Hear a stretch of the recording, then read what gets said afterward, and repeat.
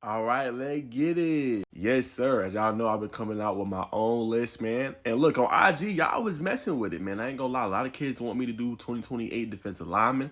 A lot of kids want me to do 2028 quarterbacks. I seen running backs in there too. So I got y'all. I'm gonna do my research though, because like when you come out with lists like this, they go crazy for whatever reason. So you gotta make sure that you on point and you on the standard. Because if you're not, you can get trolled and kids can look at you the wrong way. So whenever I do my list, man, I try to make sure I'm thoroughly researched. Like I said, I don't do it based off projections. I'm not 24/7. I'm not on three. I'm not projecting what you're going to be years from now or you making it to the league right now. I don't know the answer to that. I'm going strictly off of your production, how much you help your team win, and it's the elite talent that you are when I've seen you in person, if I have. That is how I do my ranking. But like I said, y'all had to go crazy, so I had to go ahead and bust the video for TikTok. So here it is. All right, my top 2028 wide receivers. Number 1, Zion Robinson. I got a chance to see this kid up close and personal, and when I say bro was cooking. He had 2 touchdowns in the game I seen this season, obviously against Eagles Landing.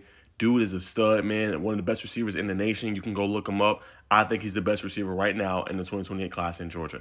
I don't think there's really too much competition. That's just my humble opinion. Next up, John Matthews, a guy that has came onto the scene and burst onto the scene and has been doing his thing. He's been balling the hell out. And he's put everybody on notice that he is that dude. He is that guy.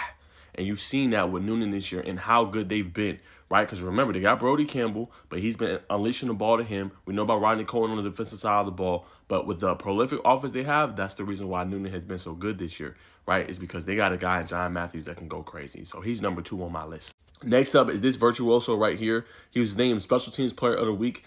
He is that guy. I mean, and I almost wanted to put him up even higher, but the reason I had him at 3 is because he does a little bit of everything for Cartersville, right? Now, obviously, you got Brady Marchese, who's the Georgia commit and things like that, but he's number 2 on the team in receiving yards, touchdowns this year. He's right there, right behind Brady, and he's really helping him out because Brady gets a lot of the defensive attention. But when you have a guy that's impacting the game on special teams, punt returns for touchdowns, kickoff returns for touchdowns, and he just, always with the ball in his hands is a threat to score.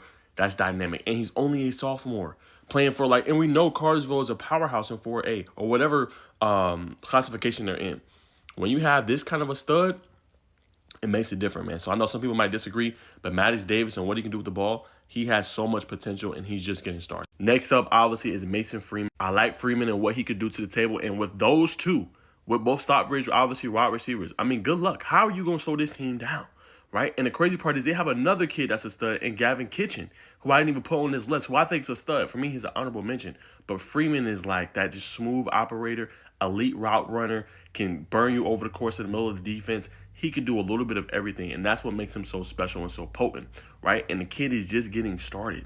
You know what I'm saying? So Stockbridge over the next few years has some studs at the wide receiver spot, and they can develop them and continue to get them up to play at a high level. And they're already getting high D1 interest. Next up, I enjoy seeing him in person. I struggled on this one. When I initially did it, I had Anthony Flournoy, number 3, right? Because I like his potential. I like what he can bring to the table. And he has been producing in the sophomore season. But remember, Lithonia is very run dominant, right? Albert Gooding, you look at, obviously, Xavier Butler, they run it heavy. So he doesn't necessarily get as many touches as he probably should or could.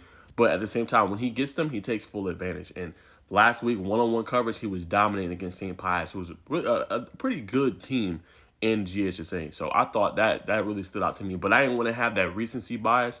I watched his film, looked at his stats, went through everything. And I was like, this kid is definitely a top 5 receiver. Kid is a stud.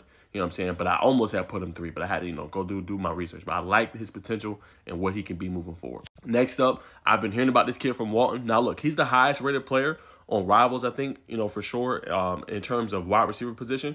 And I was not trying to slight him when I put him number 6. But again, like I said, my rankings, as I said up here, is all about your production, right? He hasn't played a lot this year for Walton. Obviously dealt with the injury. So my thing is I want to see you produce at a high level, and I want to see you do it consistently. Not saying that this kid can't. Obviously, the potential's there. He wouldn't be the number 1 receiver if he couldn't produce. But my thing is I want to see how much you can contribute and help your team. Injuries have obviously played a factor, but he's still one of the top receivers. So had to put him number 6.